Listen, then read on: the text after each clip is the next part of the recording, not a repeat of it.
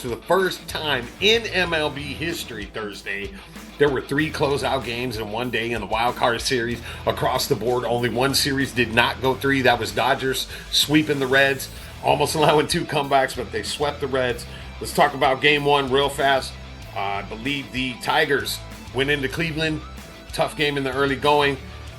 Big runs in the middle of the game. 6-3 Tigers onto the mighty Mariners over there. Seattle looking good this year right now. Going to be a great series up there in Seattle and Detroit.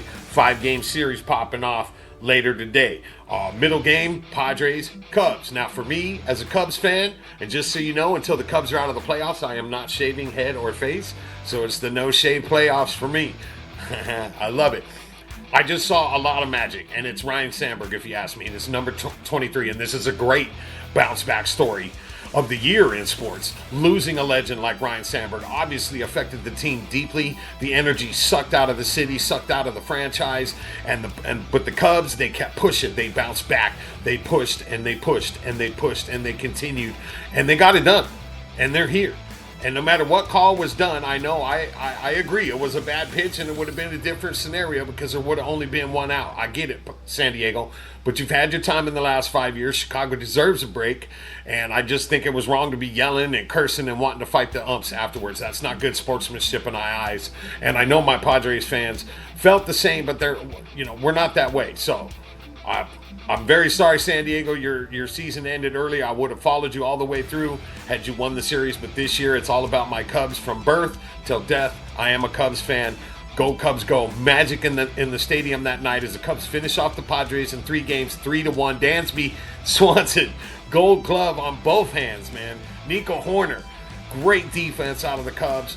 PCA coming out of his slump, 3 for 4 out of PCA. Michael Busch with a rip to get it all started. I'm excited to see what we can do today.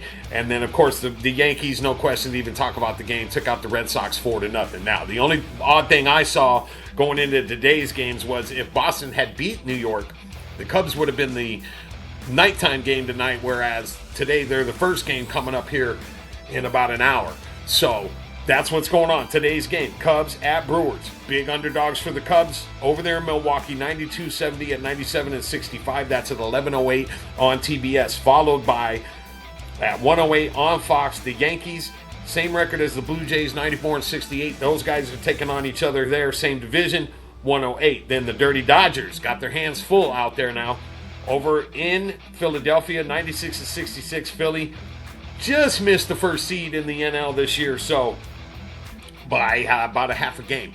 Big series there, and then we're going to end the night at 5:38 on FS1. It's Tigers at the Mariners. Interested in this series, but I've got Seattle, Toronto looking good on the East Coast, but Phillies, Brewers looking good on the West. So ALDS, NLDS, I love it. Just so you guys know, no shaving until the Cubs are gone, number 1. Number 2, if, knock on wood, I don't want to jinx my boys, should a Cinderella run occur and we make it all the way to the big series, What's Up My Neighbor Crush Hour will go on the road for 7 to 10 days on an epic mini-series about taking a travel to the city of Chicago for their third World Series in over 100 years. And that will be an epic World Series. So let's root for the Cubs so we can get on the road and do some great content for you guys there.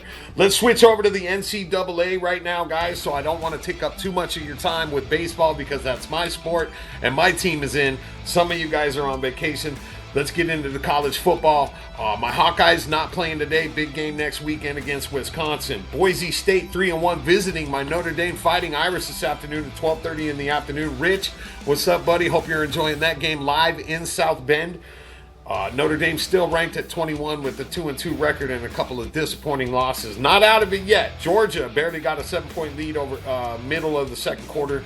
14-7 on the University of Kentucky. And Iowa State, number 14, Iowa State in mad loads of trouble already in the middle of the second quarter, down 24-7 to Cincy.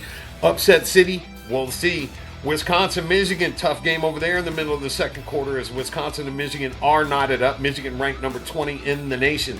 Number 22, Illinois, barely with a lead over Purdue at 10-7, almost at the end of the second quarter there. Those are the games I'm paying attention to this